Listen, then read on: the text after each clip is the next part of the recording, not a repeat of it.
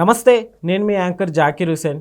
Young tiger NTR మామగారికి రేవంత్ సర్కార్ Hydraa shock ఇచ్చినట్టు తెలుస్తోంది. ఏంటి గాసిప్ తెలుసుకునే ప్రయత్నం చేద్దాం. ప్రస్తుతం మనతోటి సీనియర్ జర్నలిస్ట్ జగదేవ్ ఉన్నారు. వెల్కమ్ చెప్పేద్దాం. Hi sir. హలో అండి. యంగ్ టైగర్ ఎన్టీఆర్ వాళ్ళ మామగారు ఉన్నారు కదా, సో వారికి రేవంత్ సర్కార్ అట్లానే ఇప్పుడు హైడ్రా ఏదో షాక్ ఇచ్చినట్టు తెలుస్తుంది. ఏంటి సార్? యాక్చువల్గా ఎన్టీఆర్ గారి పేరు ఈ వ్యవహారంలో మనం జనరల్గా మాట్లాడుకుంటా కానీ మాట్లాడకూడదు. సో నార్నే శ్రీనివాసరావు గారు ఎన్టీఆర్ గారికి పిల్లనిచ్చిన మామ, ఆమె శ్రీమతి లక్ష్మీ ప్రణతి గారి తండ్రి. సో ఈ నార్నే శ్రీనివాస్ గారు ఎప్పటి నుంచి నార్నే ఎస్టేట్స్ అని మీరు చాలా దగ్గర చూసుంటారు. ఆయన రియల్ ఎస్టేట్లో మంచి బాదుషా. సో అటువంటిది ఈ మధ్యకాలంలో అంటే రీసెంట్గా జరిగిన ఇష్యూ ఏంటంటే, జూబ్లీ హిల్స్లో ఒక దగ్గర ఒక అటువైపే మనకి దర్గా వైపు ఫిలిం టవర్ వైపు సంథింగ్ ఆ లొకాలిటీలోనే ఒక బంజరు భూమి లాంటిదో లేదంటే ఖాళీ స్థలమో 39 ఎకరాల ప్లేస్ ఏదో అంటది. దానికి సంబంధించి అక్కడ చుట్టూ కాంపౌండ్ వాల్ కట్టి ప్రహరీ గోడలా కట్టేసి నార్నీ ఎస్టేట్స్ సంబంధించినట్టుగా బోర్డు పెట్టారంట. అంటే జనరల్గా మన హ్యూమన్ సైకాలజీ ఎలా ఉంటుందంటే, ఎవడైనా వచ్చి రోడ్డు తవ్వుతుంటాడు అనుకోండి, మనం ఎవ్వరం అడుగుతామా? రోడ్డు ఎంత అవుతున్నావు, నువ్వు ఏ డిపార్ట్మెంట్, ఎక్కడి నుంచి వచ్చావు చూపించాను అడుగుతామా? అడగం. పక్క నుంచి వెళ్ళిపోతూ ఉంటాం. ఆ రోడ్ బ్లాక్ చేసాడా, వేరే అంటే అంత బిజీ లైఫ్లో అయిపోయి లేదు. ఆడెవడో వచ్చి ఆ జియో ఓడో ఇంకెవడో పోల్ వేసుకుంటుంటాడు. మొన్న ఒకసారి ఒక పెద్ద ఆయనలాగా అన్నాడు, చూడండి సార్, నా ఇంటి ముందు వచ్చి వాడు పోల్ వేసాడు వితౌట్ మై పర్మిషన్, నా గోడ కానుకొని పోలేసాడు. ఏమంటే గోడ బయట కదా అంటున్నాడు. మీరు కావాలంటే మీరు కంప్లైంట్ ఇచ్చుకోండి అంటున్నాడు.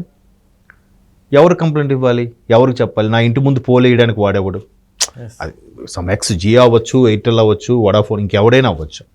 అట్లా వేసుకెళ్ళిపోతే ఏమంటే పెద్ద పెద్ద వాళ్ళు కదా, మనం ఏం అడగం పట్టించుకోమని ఇది అండి. వాళ్ళు ఏదైనా అయితే సరే ఎందుకు నసం తీసి పక్కన వేసేస్తున్నారు, లేదంటే ఎవరిని అడగపోతే పక్కన గోడలకి కొంతమంది గోడ లోపల కూడా మేము పోల్స్ వేసుకుంటామని చెప్పి వేసేసుకుంటున్నారు. అంటే నేను ఇవన్నీ ఎందుకు చెప్తున్నానంటే, మనకు ఏముంది లేదే వాళ్ళు పెర్మిషన్ తీసుకుని ఉంటారులే, వాళ్ళు ఏదో అడిగా ఉంటారులే అనుకొని వెళ్ళిపోతుంటాం. మనం అడగం, ఎక్కువ మంది జనాభా మీద మనం పట్టించుకోం.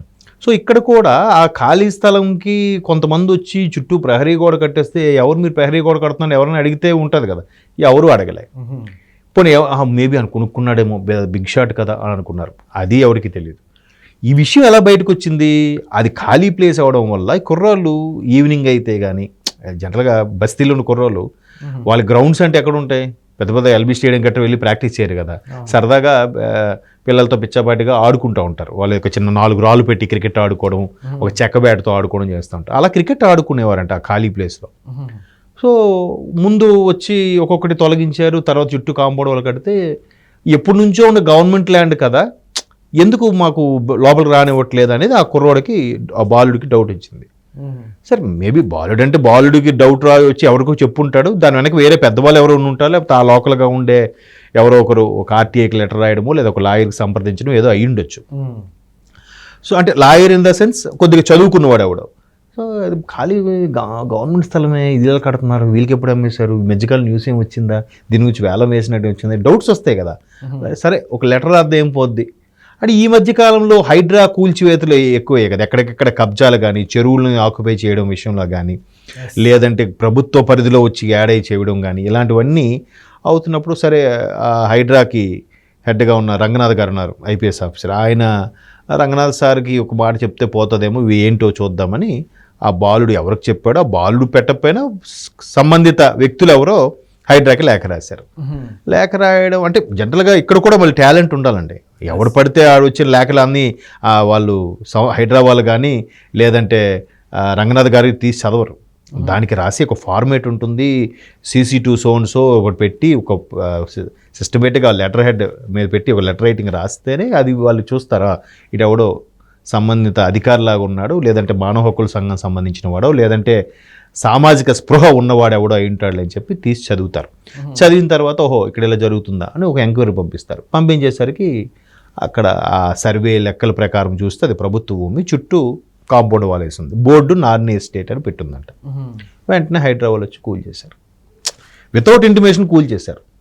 అంటే ఇప్పుడు నిజంగా వాళ్ళదే ఇది, వాళ్ళ పత్రాలు వాళ్ళ ఉంటే వీళ్ళకి కూడా డౌట్ ఉంటే కనుక వీళ్ళు ఏం చేస్తారు, సరే ఒకసారి కోర్టులో కేసు వేద్దాము, లేదంటే ఇది ఎందుకు ఎవడేసాడని చెప్పి చూద్దాము అని చెప్పి అనుకుంటాడు.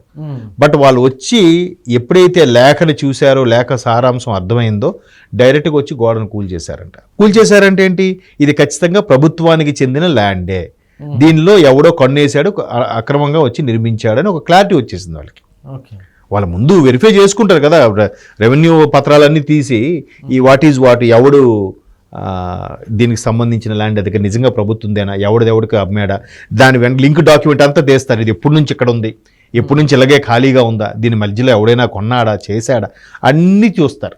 లేదంటే గత ప్రభుత్వ హయాంలో ఎవరికైనా ధారాదత్తం ఇచ్చాయా, ఎవరికైనా లీజ్ డీడ్కి ఇచ్చాయా, లేదా ఎవరికైనా 99 ఏళ్ళకి లీజుకి ఇచ్చారా, ఇవన్నీ వెరిఫై చేసుకున్నాకే వాళ్ళు రంగంలో దిగుతారు.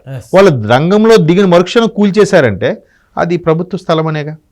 అయితే ఇక్కడ ట్విస్ట్ ఏంటంటే, వాళ్ళు కాంపౌండ్ వాళ్ళు కట్టేశారు, ఒక బాలుడు చూసి దాన్ని రియాక్ట్ అయ్యి మొత్తానికి లెటర్ పెట్టించాడు, హైదరాబాద్ వచ్చి కూల్చేశారు. అయినా ఈ నార్నేకి సంబంధించిన రియల్ ఎస్టేట్ వాళ్ళు ఎవరైతే ఉన్నారో, కన్స్ట్రక్షన్ వాళ్ళు ఎంతవరకు రెస్పాండ్ అవ్వలేదంట. ఇది మాది కాదో ఏదో చెప్పాలి కదా.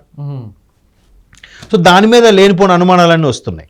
ఆ సందర్భంగా వెంటనే నార్నే శ్రీనివాస్ గారు అంటే ఎన్టీఆర్ మామ అని అనేస్తారు. కానీ ఇప్పుడు ఎన్టీఆర్ మామనే అనక్కర్లేదు, నార్నే నితిన్ కొత్తగా వచ్చాడు కదా, మ్యాడ్ స్క్వేర్ హీరో వాళ్ళ ఫాదర్ నార్నే శ్రీనివాసరావు గారు అంటే. సో అలా కూడా చెప్పుకోవచ్చు. కాకపోతే ఎన్టీఆర్ గారు మంచి నేమ్ ఫేమ్ కాబట్టి అందరూ అట్లా అంటారు. సో అది ఆయన సంబంధం లేదు, ఈయన సంబంధం లేదు. ఆయన మామగారు ఆయన ఏం చేసుకుంటాడో ఆయన సంబంధం లేదు కదా. ఈయన సినిమాలో ఒక సూపర్ స్టార్, ఆయన రియల్ ఎస్టేట్ రంగంలో పెద్ద ఇదై ఉండొచ్చు.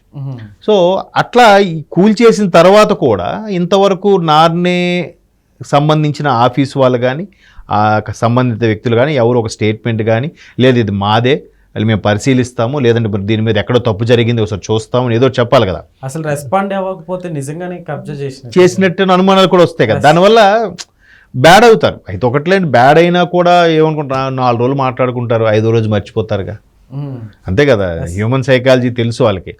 మనం ఇప్పుడు దీని మీద రైజ్ అయ్యి మళ్ళీ కేసు అయితే కేసు వెళ్తే లాయర్కి అదొకటి మళ్ళీ ఖర్చు, కొన్ని లక్షల్లో ఖర్చు పెట్టాలి, ఎందుకంటే ప్రభుత్వంతో ఢీ కొట్టాలి కాబట్టి. సరే ఎందుకులే కాముగా ఊరుకోవడం. అలాగే నిజంగా సొంతం అయితే ఖచ్చితంగా ధైర్యం ఉంటుంది, ఎంత అవసరమైతే ఎంతవరకైనా వెళ్దాం, ఖర్చు పెడదామని. సో కాముగా ఉండడం అనేది లేనిపోయిన అనుమానాలకు తావిస్తుంది. మేబీ అది ప్రభుత్వందే అయి ఉండొచ్చు, ఎందుకంటే చాలా ఏళ్ళ నుంచి అలాగే ఖాళీగా ఉందంట. అక్కడ చాలా వెళ్ళి లోపలికి వెళ్ళి ఆడుకోవడాలు, కొంతమంది చుట్టుపక్కల ప్రాంతం వాళ్ళు బహిర్భూమికి వెళ్ళడం వాళ్ళు గట్రా చేసేవాళ్ళంట అక్కడ. సో మరి ఇప్పుడు దీని మీద హైదరాబాద్ అయితే ఇమ్మీడియట్గా రియాక్ట్ అయ్యారు, కోలుకొట్టేశారు, అన్నీ జరిగాయి. బట్ నార్నే నుంచి కానీ ఎవరు రెస్పాండ్ అవ్వలేదు.